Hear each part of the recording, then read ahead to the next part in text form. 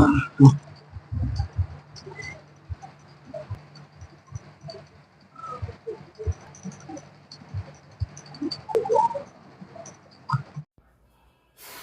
રામ રામ રામ રામ રામ રામ તમામ હાલ તમામ હાલ મારા એક બેડીના ખબર આવી હશે તમારી કુળની દેવાને તમારી કુળની દેવને મારા રામ છે ખવ સારું કરશે તમારી ઘરની માતા તમારી ગઢીની માતા તમારી સડો માતા દીકરા સારું કેટલા દૂર કોળ દીકરા મારો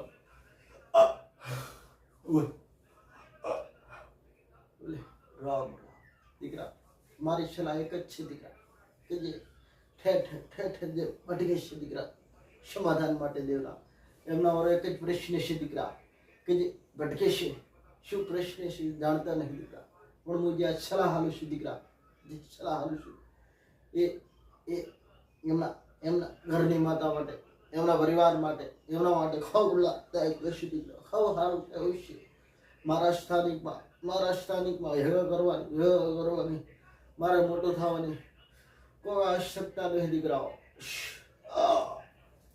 બોલે બોલે રામ રામ પ્રથમ દીકરા ઘણાને એક પ્રશ્ન ઘરે એ જ હશે દીકરા ઘરે એ જ પ્રશ્ન હશે દીકરા કે ચોકી મારેલી હોય તો શું કરવું પડે દીકરા ચોકીનો પ્રશ્ન શું કહેવાય ચોકી મારેલો હોય એટલે ઘરમાં ઘણાને કોઈ પ્રશ્ન એમના વડીલો વરદાદા ચોકી મારીને દીકરા ચોકી મારેલી જ હોય છે દીકરા અને ચોકીનો રસ્તો શું કરવો એનું સમાધાન કોઈને ખબર પડતી નહીં એનું પરિણામ એને ભોગવવું પડે છે દીકરા ચાહે એમનો સાચો માર્ગ નહીં મળતો દીકરા અને એ હું સમજાવું છું દીકરા શું કરવું એના માટે શું કરવું એ તમને હું બતાવીશ દીકરા જરૂર બતાવીશ લાભદાયક જરૂર પેલા મુખ્ય તમારા કર્મ સુધારજો દીકરાઓ કર્મ તમારા હારા હશે દીકરા કર્મ તમારા કર્મ હારા હશે દીકરા કર્મ હારા કરેલા હશે 100%. મારો ભગવાન ભેળો રહેશે મારો ભગવાન. અને બીજું મુખ્ય કારણ કે તમારા મા બાપ એક મા બાપની જ વાત કરીશું. મા બાપથી અડધા કોઈ ના રહેતા હો દીકરા. મા બાપ મોટા ભગવાન છે. દેવી રામ રામ રામ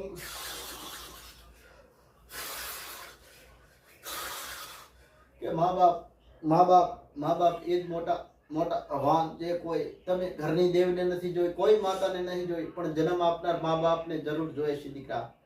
તો એમનું પાલન, એમના આજ્ઞાનું પાલન કરવું તમારા માટે જરૂર છે દીકરાઓ. ઘરની માતાની ભક્તિ કરતા હોય ને દીકરા, ઘરની માતાની ભક્તિ કરતા હોય તો પેલી ભક્તિ કોઈની કરવાની જરૂર નહીં. તમારા મા બાપના આશીર્વાદ લો. આશીર્વાદ લેવા માટે શું કરવું પડે એ દીકરા જાણો તમે. આશીર્વાદ લેવા માટે શું કરીશું દીકરા? આશીર્વાદ લેવા માટે મા બાપથી અડગું ના રહેવાય. એક પ્રશ્ન, મા બાપથી અડગું ના રહેવાય.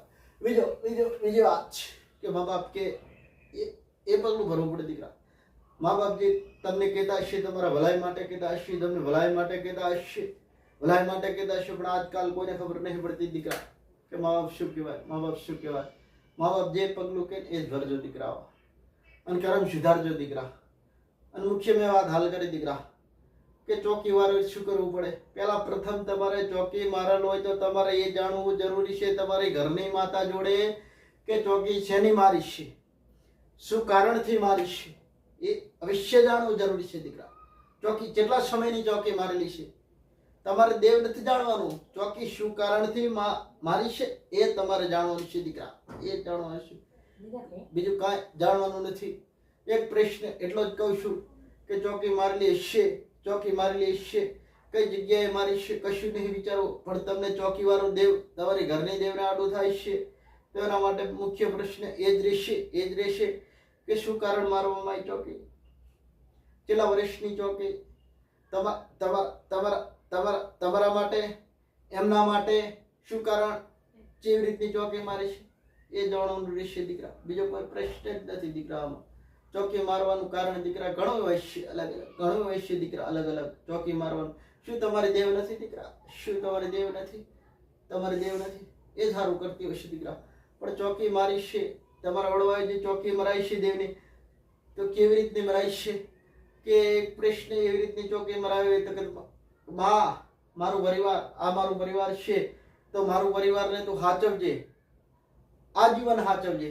આજીવન સાચવજે. એક પ્રશ્ન એ બોલ થઈ ગયો એટલે એનો પ્રશ્ન એ થયો દીકરા, આજીવન સાચવજે. જે વડીલ ચોકી મારનાર વ્યક્તિ જે છે ભગવાનના ઘરે જતો છે ને બોલ ભગવાનના ઘરે નહીં જાય, માતા ચોકી વાળી ભગવાનના ઘરે નહીં જાય એટલે એ જ પ્રશ્ન રહેશે, એ જ પ્રશ્ન રહેશે કે તમારે એનું સમાધાન માટે કશું જ કાંઈ કરવાનું આવતું નથી કે ચોકી ઉપાડવી પડશે, ઓલું કરવું પડશે, કશું જ કરવાનું નથી આવતું. એના માટે તમારે ભાડું આલવાનું જ રહેશે ચોકીવાળી માતાને, એ જ રહેશે, બીજો કોઈ પ્રશ્ન જ રહે. ભાડું આલવું જરૂરી છે દીકરાઓ, ભાડું આલવું પડે દીકરા, ભાડું આલવું પડે. શું કે તમારા વડીલ એમ કહી દો મારું આજીવન, મારું આજીવન, આજીવન મારી ભેટી, આજીવન, આજીવન, જીવન જાગે ત્યાં સુધી, જીવન જાગે ત્યાં સુધી, રામ રામ રામ, જીવન જાગે ત્યાં સુધી આ મારો પરિવારને સાચવજે. એવું તમારી ચોકીવાળી માતા જેની મારે એને ભાડું હાલવું પડે, ભાડું હાલવું પડે એ વાજબી વાત છે દીકરા, પણ પ્રશ્ન એ જ છે કે ચોકી એમને આજીવન મરાઈશ છે, આજીવન માટે, કે મારા પરિવારને આ જીવન માટે હાચવજે, તું હાચવજે. એના માટે તમારા વડીલોએ ચોકી મરાઈ હોય તો એના માટે સમાધાન એ જ થાય. કેવું કે એને વાળવાનું, કે વાળવાથી સમાધાન ના થઈ જાય દીકરા, સમાધાન ના થઈ જાય.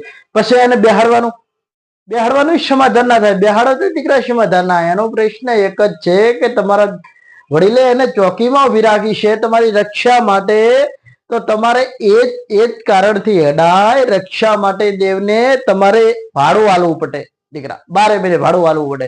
બીજો એના માટે કોઈ પ્રશ્ન નથી, કશું જ કઈ કરવાનું આવતું નથી દીકરા.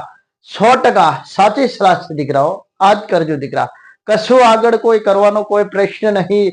અને કોઈ આગળ કરશે અને વાળશે, કોઈ ઓલું કરશે, પેલું કરશે, ઘણા કહેતા છે અને ચોકી ઉપરથી પાડવી પડશે, આ કરવું પડશે, આ ખર્ચો થશે, કશું જ નહીં દીકરા.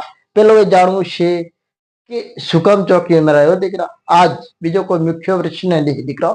ભલે રામ રામ રામ રામ.